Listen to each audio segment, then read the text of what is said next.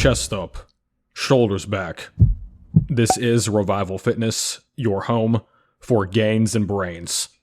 And I'm sure you have heard the term science-based so much in the past few years, or even months, if you're a new lifter, that it practically makes you vomit. Now that said, you often hear that term used as a monolith, but that is definitely not the case. As I've told you guys before, science-based really doesn't mean anything, and some people will point their fingers and say, oh hey bro, it means based on the science.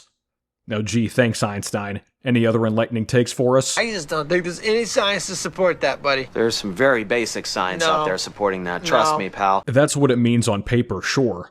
But I compare it a lot to the word natural. Anybody can claim natural, and not actually be natural. Anybody can claim science-based, but nothing they say is actually based on science. Fundamentally, it is nothing more than a marketing strategy. And beyond that, even if you do have scientific references for what you say, because a lot of them do, how valid are they, actually? Almost every exercise science paper is very limited by nature. It often includes a very small sample size. This sample size will often grow doing anything because they are totally untrained or still novices with rapid gains to be made. Oftentimes, these studies are going to have very odd parameters for the participants. They will define someone as an advanced trainee based on self-reported time in the gym. Maybe they approximate their 1 rep max on the leg press to 800 pounds, sometimes not even testing it. The ways they attempt to measure muscle gain is often very flawed. It can easily be conflated with swelling and water.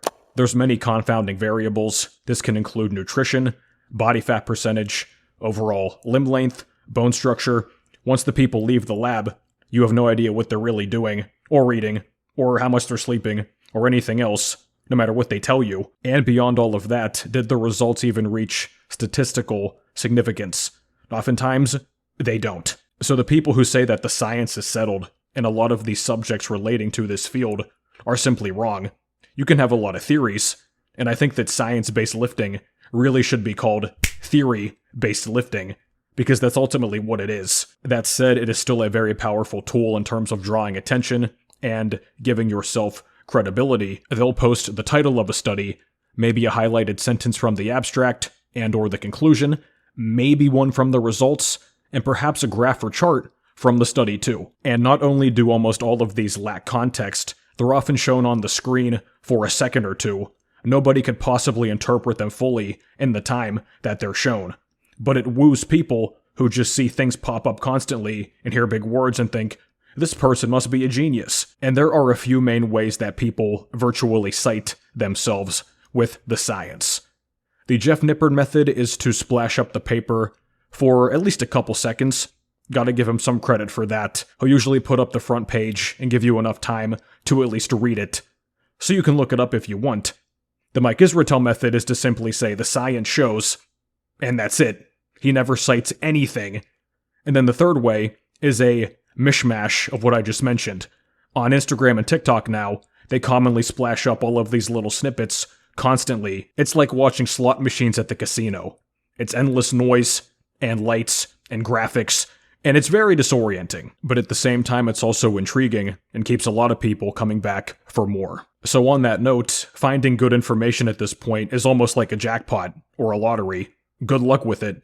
But let's break down the two primary science-based sides. These are as far as I can tell, and of course there's going to be extreme outliers on both sides. That's inevitable for anything. And there's going to be overlap, especially among certain people. A lot of people are going to have parts of a given side they agree with, and then vice versa. And let's be real, people say they don't like tribalism, but they do. Everybody loves having someone to root against, more than someone to even root for. So on that note, let's ring the bell. Fighting out of the left corner, the defending champion. First, we have the Stretch Cult. I say the defending champion because this side has the biggest names in the industry overall, and they have a complete stranglehold on YouTube. The biggest names of the Stretch Cult are Jeff Nippard and Mike Israetel. This also includes basically everybody at Mike Israetel's team at RP. I've also seen some pretty big bodybuilders in terms of size and popularity on this team too. The one that stands out to me the most is Janicki. He is part of Greg Doucette's HTLT cartel. He's the only one on the team that doesn't claim natural, it seems like. And there's a lot of lesser known bodybuilders too. I do see a lot of girl content too in the gym that is similar. I see a lot of women make their lower body content that follows similar principles, and we're going to talk about all of those coming up. But the stretch cult runs YouTube. This is a no contest. The biggest example of somebody on the other side that I can think of, just roughly, is Ryan Humiston, who I just did a reaction to. I don't know if you would even fully align him with the other side, but he seems pretty close. Now, in terms of Instagram and TikTok, though, the stretch cult is becoming outnumbered. Not only in terms of the amount of content creators that have some followers, but simply the followers in general. The comment sections on Instagram and TikTok can get taken over very quickly by the opposing side. And don't get me wrong, because the stretch cult has a massive army of their own, and given their massive followings, they're never going to run out of people. That said, their followers are usually not as hellbent as the other side. And that other side, fighting out of the right corner, the challenger, I call them the Biomechanics Brigade. And this crew has a few big names at the top, but they can be hard to properly identify. Some seem to go in and out. Waves of minions on the lower levels. And the head honcho of this group that I can gather is Paul Carter. On Instagram, he is Lift Run Bang, or Lift Run Bang 1, whatever account of his he's currently using. Or as I should call him, Lift Run Block, because he's a total man-child that blocks anybody that questions him if he doesn't cuss you out first. Whereas Nippard and Israetel are more progressive in terms of sort of culture and politics, Paul Carter is the typical meathead tradcon. He claims to be religious but acts anything but. He pretends to be stoic, but he crashes out over a simple question. And that's the thing, because it can be hard to pin down other members of the Biomechanics Brigade. Because Paul Carter is so toxic and so insecure, he can't really keep any associates for more than a few months. So he's the most popular, but it seems like the one who really comes up with all the ideas is Chris Beardsley. And he is, well, I don't know what he is exactly. I don't know his professional title or his credentials, but he seems to be the brains, while Carter is the brawn. So I don't know if this guy actually does research himself or if he just reads it and talks about it and graphs it out. But he is the epitome of science-based. He posts nothing on his page except graphs and charts and sort of conglomerating different studies talking about strength and conditioning. He is the one that Paul Carter gets and has gotten all of his new ideas from. The thing about Chris is that he never posts himself and he doesn't make any reels, so he gets less pull because of that. But he is really, I guess, the cornerstone of the Biomechanics Brigade. So for a while, these two were the dynamic duo, but they had apparently a falling out recently. But like I alluded to, not surprising, because putting up with Paul Carter for long periods of time is impossible. Just ask his ex-wives. But from what I've been told by older guys in this space, Paul always is jumping from new trend to new trend every few years. He started doing powerlifting, then he was a more higher volume hypertrophy. Now he's on to the more lower volume, so-called optimal side of hypertrophy. He finds a trend, he milks it for all he can, then he burns all the bridges that he has, he moves on to the next thing. Chris Beardsley always avoids drama, but Paul Carter's always in it, and he really dislikes Mike Israetel. It's funny though, because despite their differences, they are pretty similar, aside from being bald. They both are insecure, and they constantly critique people who have actually accomplished things in the fields they've never accomplished anything in. And it really doesn't mean anything anymore, but at least Israetel's got a PhD. He went to college, like Plankton. Paul Carter, as far as I know, doesn't even have a single certification in anything. But on that topic, with all of this fitness content flying around now, it can seem like everybody is an expert. Or at least, that's how they portray themselves. But if you're like me, your real motivation for fitness isn't views or likes or followers. It's because you love doing it. No matter what else is going on in my life, this lifestyle is constant. When I had just got out of college, I was broke. I had a communications degree and was always hopping between entry-level jobs. Still, I always found time to train, even when I had no car, and I had to get up at 4 in the morning to walk 2 miles to catch a bus across town. Then it finally hit me, why don't I turn my passion into a career? You already look around the gym and see how much people are doing wrong. Why not get paid to help them change their lives. My first fitness job was working as a certified personal trainer, or CPT, at a gym, and trust me, it is the best experience that you're ever going to get. No amount of content will properly prepare you for the wide variety of people you will meet as a trainer in a gym. All the big words and concepts mean nothing if you can't get real results with real people. I still apply the lessons that I learned back then to what I do today. Without a solid education and certification, I wouldn't be able to do this job well. If you've ever thought about a career in fitness, or even a side hustle to make extra money, you can do it too. Thanks to the sponsor of today's video, ISSA. The International Sports Sciences Association is the leader in online fitness certification. They can help you become a certified personal trainer in as little as 90 days. Fitness jobs are in high demand. In fact, ISSA has over 10,000 gym partners with more than 73,000 trainer jobs open right now. And their Career Connect platform makes it easy to find jobs near you. You don't need a college degree, just your ISSA certification to get started. They even offer affordable, interest-free payment options with no credit checks. And the best part is once you get your personal training certification with ISSA, you're guaranteed to find a job in the US or your money back. ISSA certifications are 100% online, self-paced, and self-study, so you can learn anywhere, anytime, whether that's from your phone, tablet, or laptop. And when it's time for your final exam, it's open book, open note, and you could take it from the comfort of your home. The pass rate is super high, and if you need it, ISSA even offers a free retake. So don't wait. The sooner you get certified, the sooner you can begin turning your passion for fitness into your new job. Go to joinissa.com/revival and use code REVIVAL to get $100 off your CPT certification. Scan the QR code on the screen or click the link in the description. So let's start by comparing each side's takes on training. And there's a lot to cover here, so buckle up. First, we're going to do range of motion. And the stretch cult, as you can imagine, usually advocates for full range of motion, if not outright extended ranges of motion. The deep stretch. If you're not getting there or very close to it, you're missing out on muscle growth, according to them. And Israetel is notorious for this. Do you remember a few months ago when he introduced the lying curl on the bench? You lie on a bench like you're going to do a bench press, but extend your arms to the sides, then you do a dumbbell curl. If you ask me, this is utterly pointless. The concept is that you're getting the supreme stretch because your arms can reach back farther than they normally would, except it doesn't actually work out that way. Here you can see him coaching Jared Feather through it. So let's pause. There is no real deeper stretch happening. You can see Jared's arm whenever it is at its fullest length right here.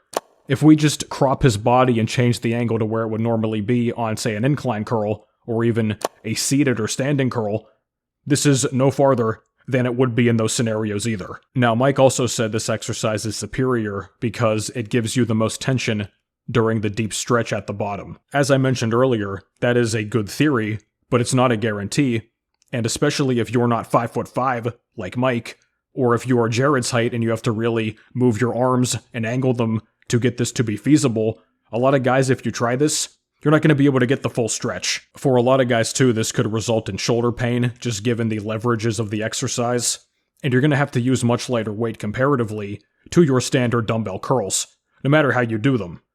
So is this useless? No. But does it offer any real benefit? Is it worth doing just because Mike Israetel showed you? I really don't think so. And here we can see Eric Janicki doing the same thing. This time he is propped up on the incline bench. He's like hanging off of it, and he's doing the same nonsense. Oh, getting that deep stretch on the biceps, apparently. Same thing. Is his arm here extended any more than it would be on a standard curl? No, it's not. And also this one, whenever he's doing rows, this one is incredible. This guy's entire Instagram feed that I've seen is him just doing all of these goofy exercises, trying to get the biggest stretch as humanly possible. And he brings the bench over, and he just keeps leaning more and more forward. His back is already as fully stretched as it's going to be way back here. Then he keeps leaning and tilting forward under the guise of more stretch. That's not actually happening. You're just doing this to make it appear as if that's what's happening. I mean, this right here is like Mike Israetel on steroids. except, with a better physique and a pro card, but I digress. And that brings us to the biomechanics brigade. And they advocate that shorter range of motion, in some cases, may be better. And this is where I got their name from. Oftentimes when it comes to, like I mentioned, israetel and nippard, a lot of the time they simply just say for the given muscle or the exercise, just stretch more, and that's it. The biomechanics brigade, they will get more granular with what they talk about. I'm sure you've heard too the entire thing about lengthened partials. Most of the biomechanics brigade that I've seen don't advocate that, or maybe they do very sparingly. It seems like the lengthened partial thing has mostly died out. As far as I know, the one guy who is known for talking about the lengthened partials all the time, nobody likes him. Every comment I've ever seen about him is speaking negatively. But he's really good friends with Mike Israetel, and Israetel is the only reason that guy's channel has any pull. So go figure that out. So I know many of you have gone sour on nippard and israetel at this point, but you're still going to disagree with this. I give the win to the biomechanics brigade here.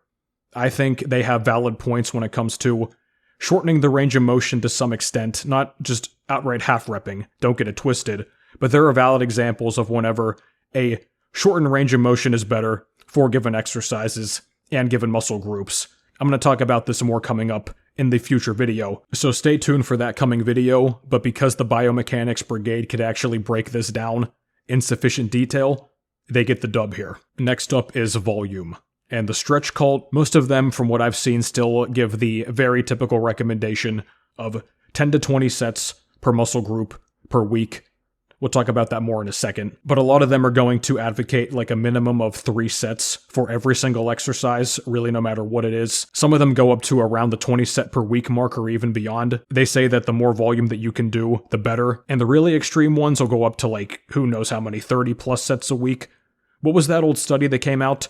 It was like 52 sets a week, builds the most muscle. A lot of them took that and ran with it. Just don't. Now, on the other hand, the biomechanics brigade is more in the so-called low volume camp, which to me, I don't consider a lot of it even low volume. I think it's more moderate, but compared to the stretch cult, it is low. So they seem to not really give a direct recommendation in terms of total sets per week. What I consistently see them doing though, or most of them, is about 2 sets per exercise.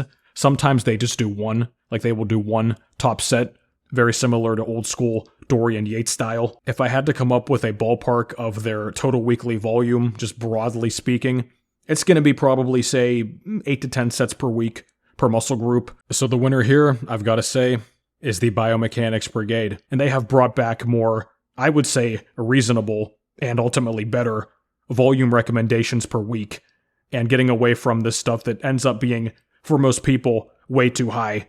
And I think anybody it's too high if you train with intensity, which we will talk about coming up soon. Now let's talk about the 10 to 20 sets per week thing, because that's what this really boils down to. But as I've explained before, I do not like that range. It is very broad. Going from 10 to 20, that's a 100% increase. That is a huge variance.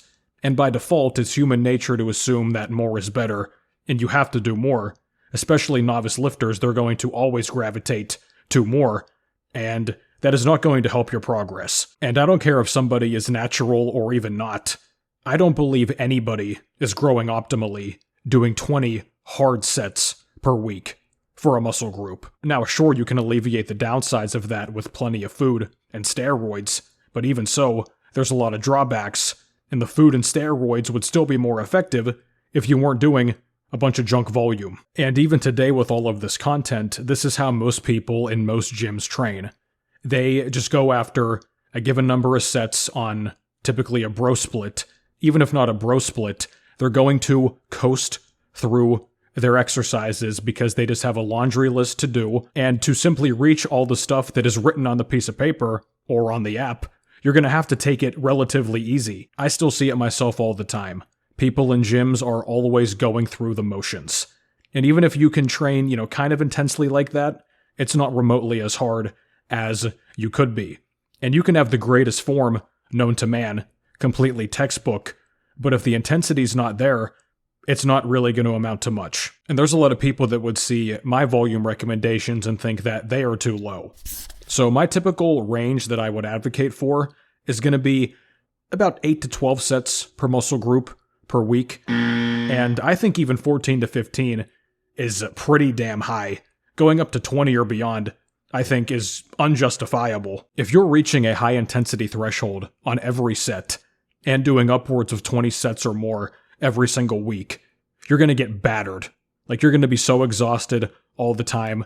You're only going to really be able to do so on steroids. If someone's pulling that off naturally, well, I think you figured something out. And a lot of people just don't believe this, but you can and will grow very well on even below 10 sets per week. I get about 9 to 10 sets per muscle group per week myself, and I'm an advanced lifter, but rarely am I ever going beyond 12. And I structure my training programs the same way for novices and intermediates. Check them out down below. Way more than just a list of exercises. I break down everything you need to know to make serious gains over the long term, a template you can use for life, and you can find testimonials on my site and on Instagram. Tons of happy people that have used them. And fittingly, that brings us on to intensity. Now, the stretch cult, in terms of intensity, kind of a mixed bag. Now, Israetel, once again, is very infamous here. He never takes anything above, 5 reps in reserve?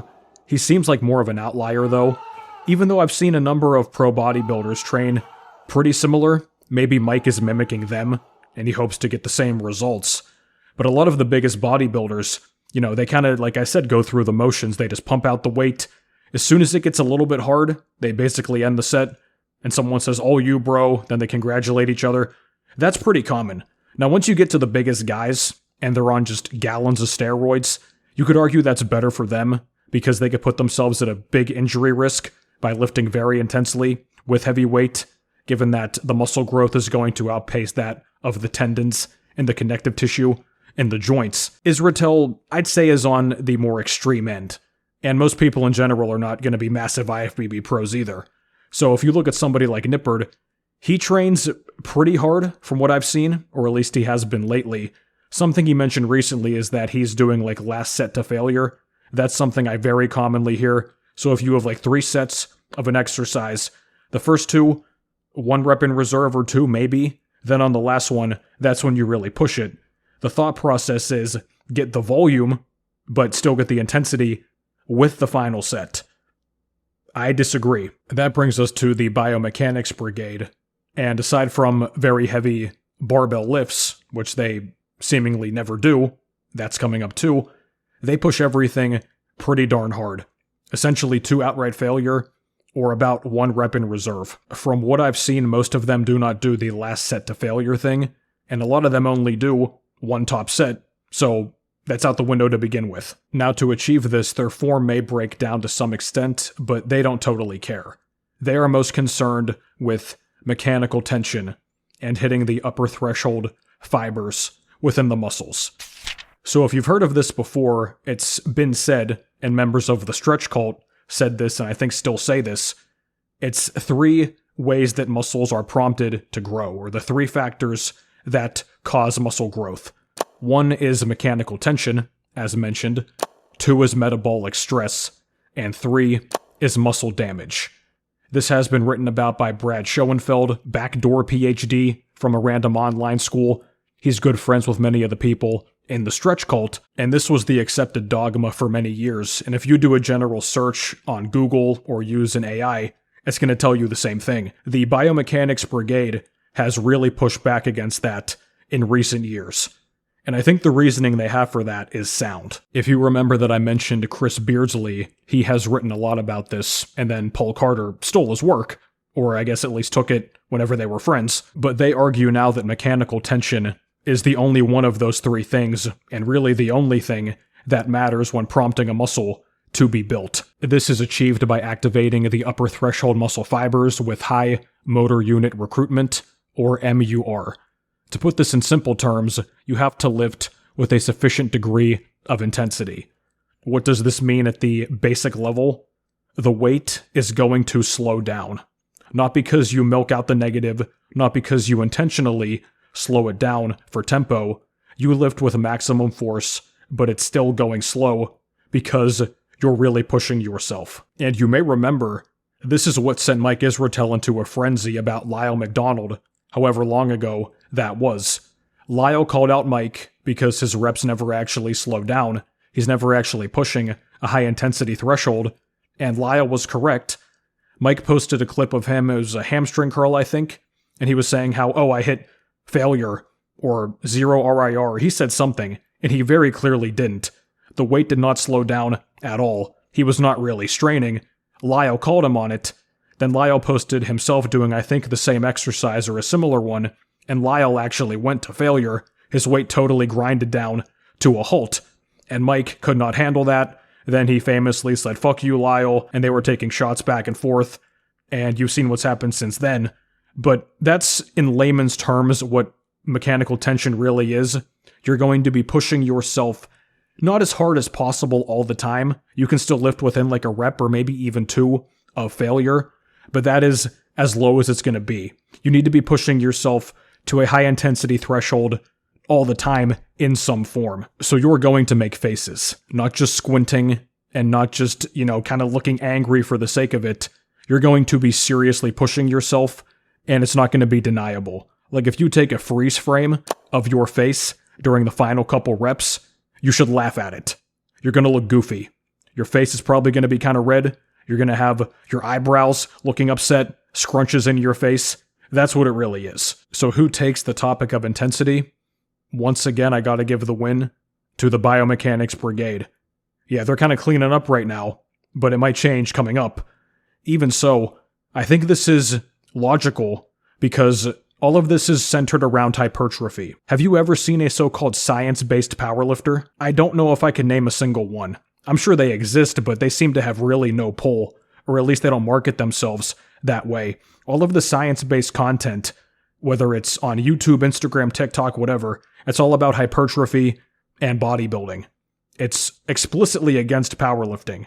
They will happily tell you, even if you don't ask. But because of that, and we're not focused on hitting 1-rep maxes, there's not really a need, in my estimation, to worry that much about reps in reserve, or periodization, or blocks, or any of this stuff, things that, Mike, I think, still advocates. When it comes to the reps in reserve, that's going to be predominantly for the biggest and heaviest exercises that are free weights. That's why people that do powerlifting, oftentimes they'll do a squat day, and they'll be at like 75% of their max. They do a set or two, and it's not that challenging. It's more so to reinforce the form and things like that. You have to really manage fatigue when you're about to max on these exercises. But for hypertrophy, you don't have to really worry about that.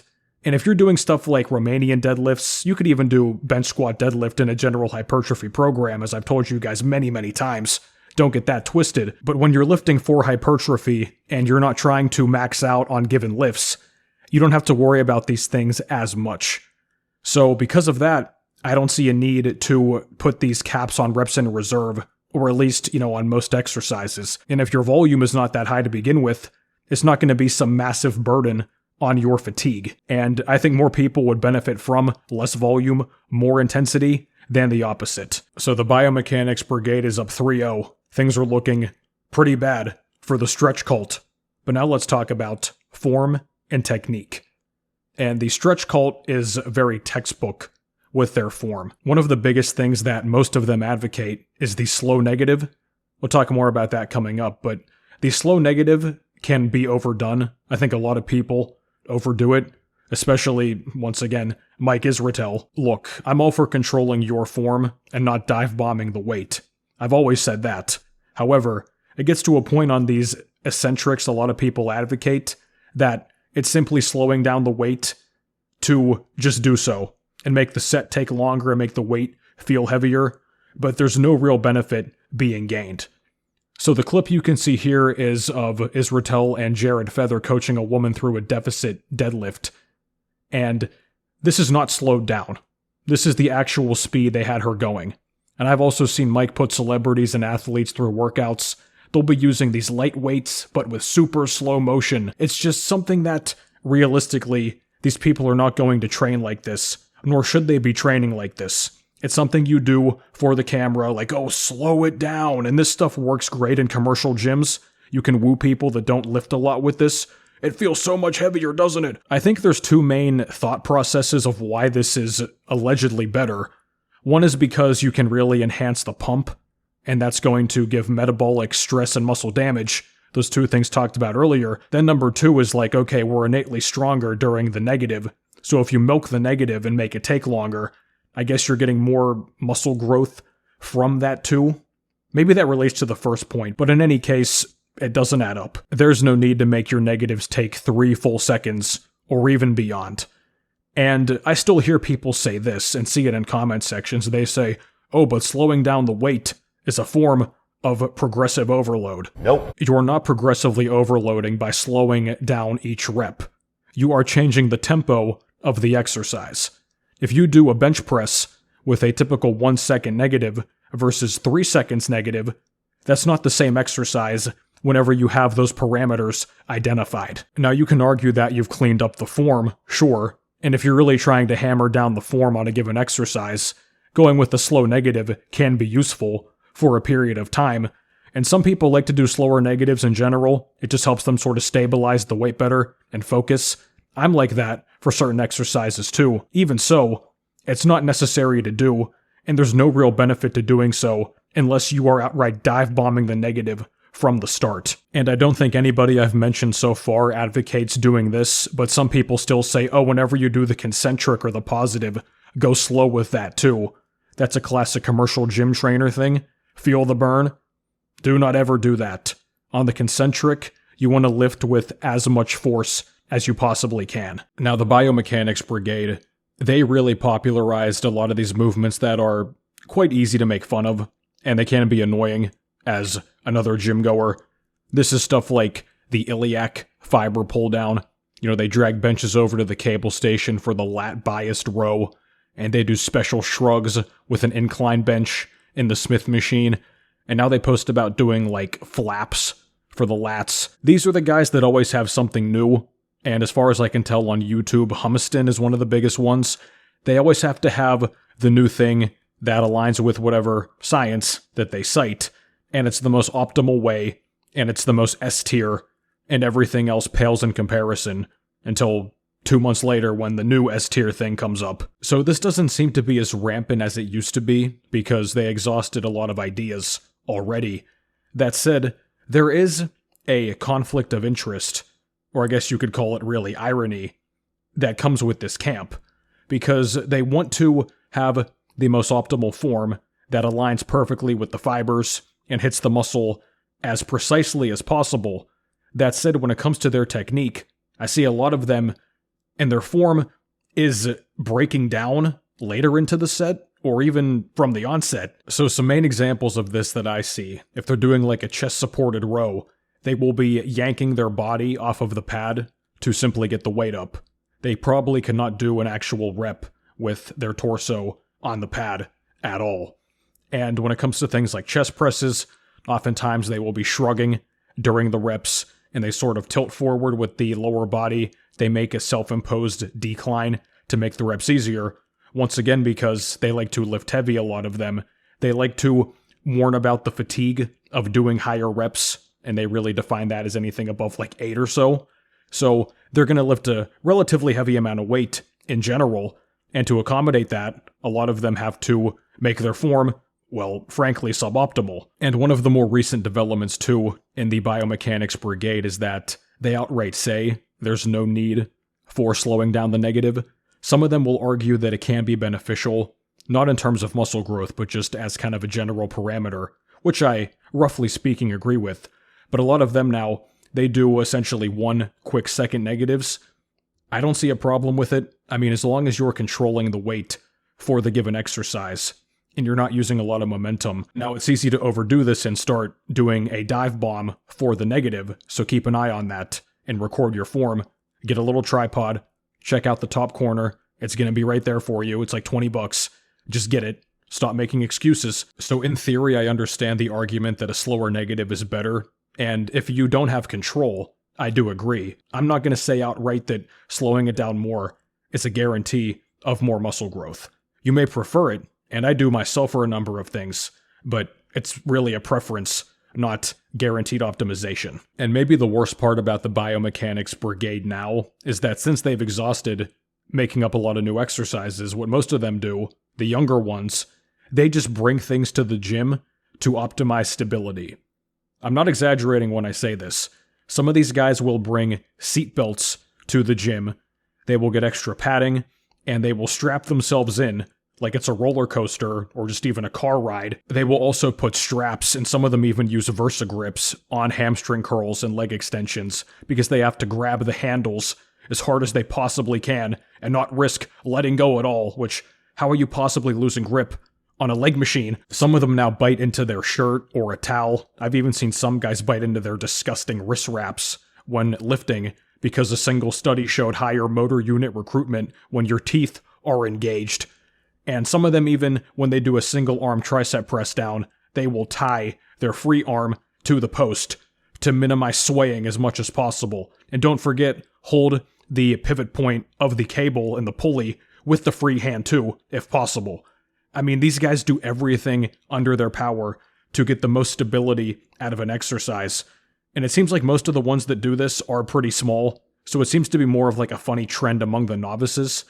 Except, a lot of them don't seem to be joking. That's a whole different discussion too, because a lot of people say this type of content is rage bait, and I think a lot of it is. That's how a lot of these smaller so-called science-based channels in the biomechanics brigade get a following and get a name for themselves. They do this type of stuff knowing that other lifters are going to laugh at them and react to it. To their credit, it works like a charm. This is what inevitably happens. You get the slippery slope of, oh, optimal form, and then a few years later, these kids are tying themselves to the machine like they're held hostage. And maybe they are, by all of this brain rot disguised as intellectualism. So although the stretch cult can go overboard with the slow negatives and picture-perfect form all the time, at least they're not bringing an entire duffel bag of BDSM toys to the gym. So I give them the W. And that brings us to exercise selection. So the stretch cult, for all of their flaws, from everything I've seen, they still recommend a pretty good mix, seems mostly even, or at least it's a good distribution of free weights and machines. They will still do the power lifts or close variations. They will do pull-ups and dips, the stuff that is not so-called optimal. And according to the other side, as I'm sure you've seen, there is a laundry list of reasons why the classic exercises are not optimal. They can have, like I mentioned again, theories behind it, and I understand some of them, but in terms of actual results in the real world, we know that the basic exercises are going to work. I mean, they are more time-tested, even if not in a formal laboratory setting, than any of the new exercises, and that's not going to change. The biomechanics brigade, too, if they do advocate like a classic exercise, they've got an entire like football route tree of adjustments to make for it.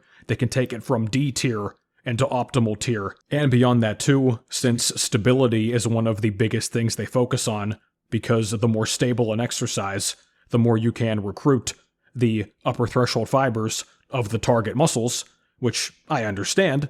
That said, they take that and run with it, and a lot of them do no free weights at all, or very, very minimal free weights. Pretty much everything they do is on machines. Given that most lifters are novices, I think you should be learning and mastering the basic free weight exercises.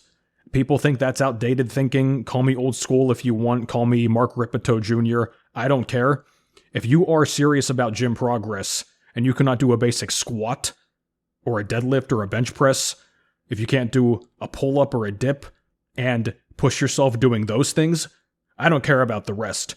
You're never going to be good at this. And keep in mind, too, a lot of the modern-day biomechanics brigade optimal people built their foundations for years doing the basics. Then they jump onto the recent wave. Oh, I don't do that anymore. It's not worth it. It was never good. I would be twice the size now if I had this whenever I started. You know the drill.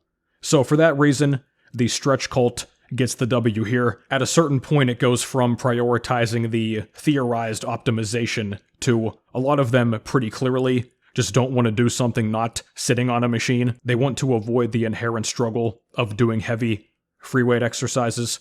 And that's your prerogative if you want to, but I'm not going to advocate for that. Especially as a novice lifter, you need to earn your stripes with a heavy barbell in your hands and or on your back. And if that scares you or makes you upset, then go cry about it, you bitch. And next up is training splits.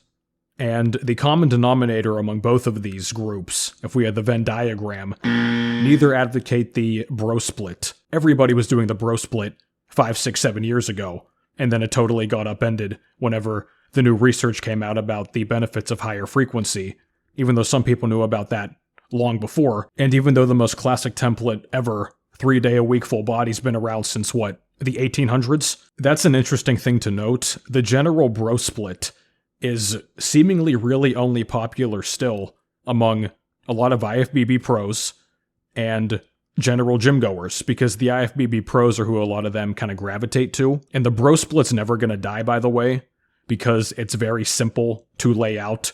Given day, given muscle, it's very straightforward, and not much nuance is needed. So from what I can tell, both groups have 2 times a week frequency for a muscle group as their baseline. Now the stretch cult, Mike Israetel, I think still does 6 times a week, 2-a-day workouts, or he does sometimes. Essentially a variant of push-pull legs bra. Now Jeff Nippard, last I've heard him say, he does push-pull legs upper lower. That's still 2 times a week frequency, and a lot of them still advocate for 3 times a week full body for beginners, primarily. The difference with the biomechanics brigade is that they seem to be moving toward supporting 3 times a week, well not 3 times a week even, full body every other day. FBEOD, that's the acronym they all use. They seem to be putting that as the pinnacle right now. I've seen a lot of them promoting upper lower, or some variation of that, a few months ago even, but in the most recent things I've seen, they're all in on full body every other day, even for intermediate and advanced lifters, essentially for everybody possible. And the main reason for this that I can tell is that there was a study that I have not seen as of this point that indicated muscles begin to atrophy after 48 hours. So logically, it's like, oh, you gotta train every other day, so that never happens. What exactly is this based on? I don't know, but just on the smell test, it smells funky to me. Like the idea that your muscles atrophy in that short of a time frame. You know, the biomechanics brigade has done a lot of, I think, good work in calling out the flaws of the research that a lot of the stretch cult has advocated and kind of pointed to over the years.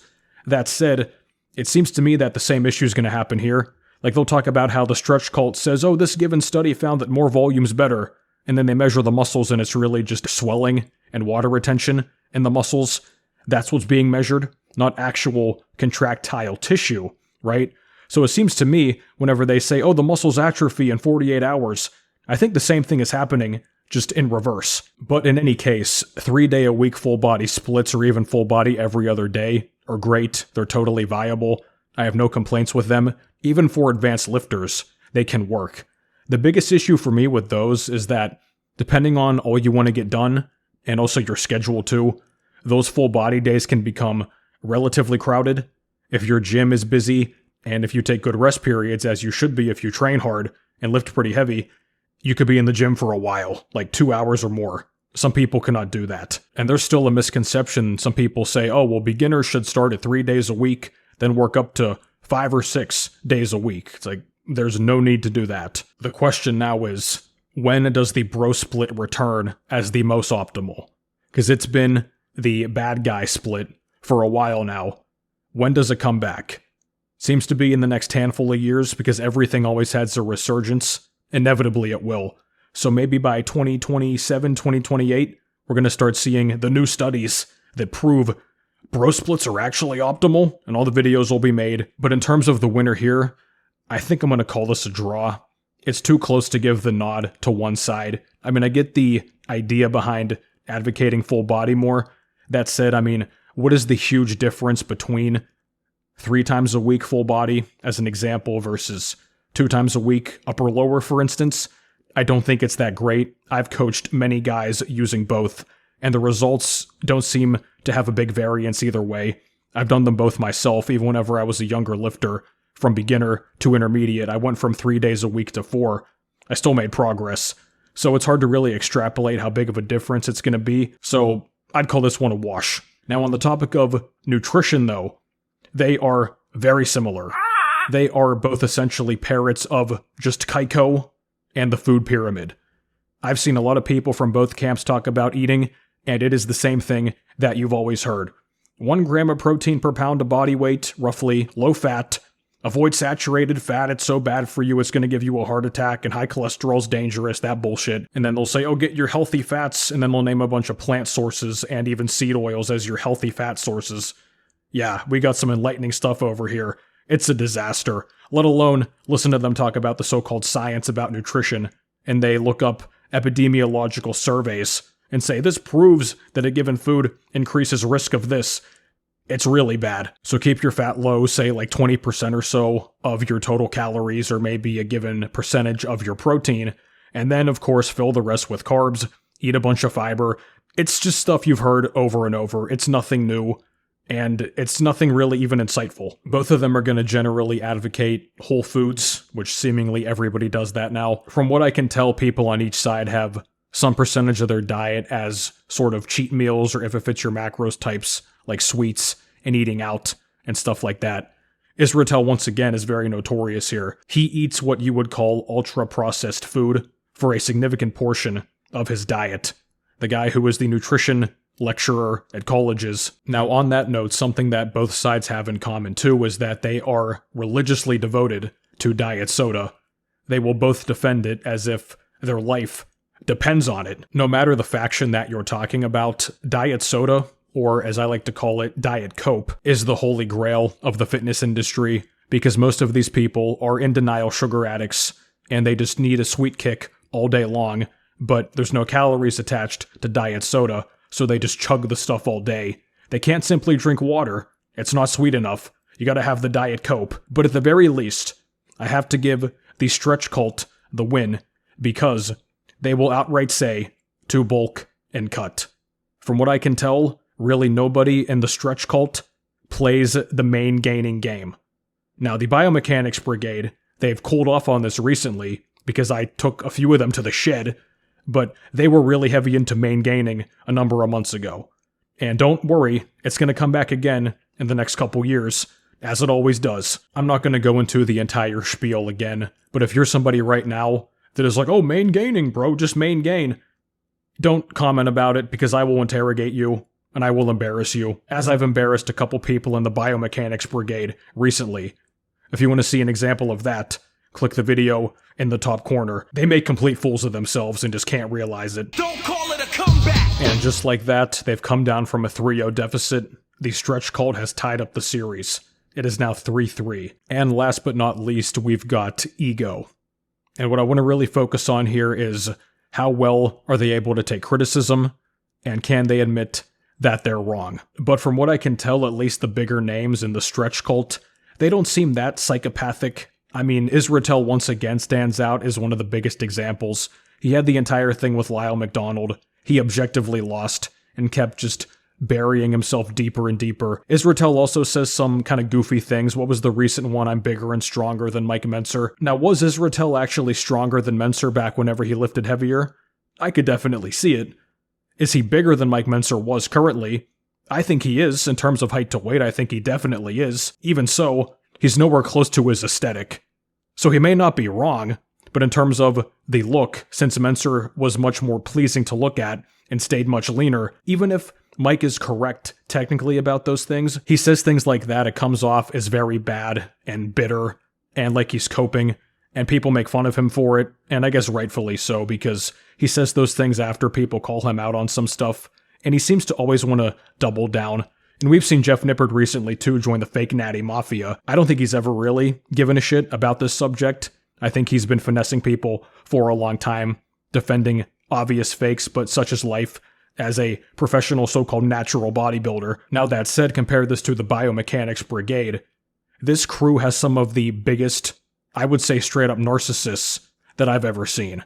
And that word gets thrown around too much, I know, but I really think they fit the profile. These are some of the biggest, not only crybabies on the internet, but they are complete gaslighters. They will block anybody for questioning them, and Paul Carter is probably the worst example of this, but going down the line of the biomechanics brigade, there are so many. I could sit here and name them for hours if I really tally them up. You guys have seen me deal with Scientific Snitch and her cute little boyfriend, I call him Peter Pan. They do the same thing. It's endless gaslighting.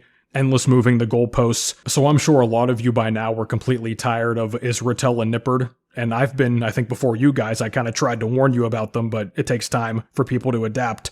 Even so, they're not outright just crybaby narcissists like people in the biomechanics brigade. At least most of them. Going for the AA. This time, he delivers with authority. So for that reason, the stretch cult gets the win here. And they've won the series. Now granted, in terms of sheer training, the biomechanics brigade won a good amount. So some of the stuff that the stretch cult won at the end doesn't really matter. It's more sort of window dressing things. So you can sort of take things from both of them and apply it to yourself. I think the biomechanics brigade was definitely necessary, and they still are to an extent, but they're at the point now where they've kind of overstayed their welcome, and they've crossed the boundary. Now they're getting annoying, and now the pushback to science in general is fully here, and everybody's sick of it. So with all of that said, looking at the pros and cons of both sides, what they're right about, what they're wrong about, their blind spots, the hypocrisy that they each have in some capacity, who's really right, who's really wrong, who should you listen to? I don't think you should listen to either. You should listen to me. And I know this video is going to be long based on the recording time. If you're still listening to me now, good for you, man. I'll give you a cookie. But this has been it for me, guys. Thank you for watching. Be sure to check out my training programs and my nutrition guide, linked down below. Stop wasting your precious time in the gym and in the kitchen and listening to these goofballs. If you want to get in direct contact with me, see the links down below as well. Schedule a consultation. We'll talk about everything in one fell swoop. And be sure to check out ISSA down below too. Get your personal training career started with your certificate. It's not that hard. It can happen pretty quick. So get going, and you can help change this industry for the better. Or, well, about as much as possible, which is not a lot, but why not try?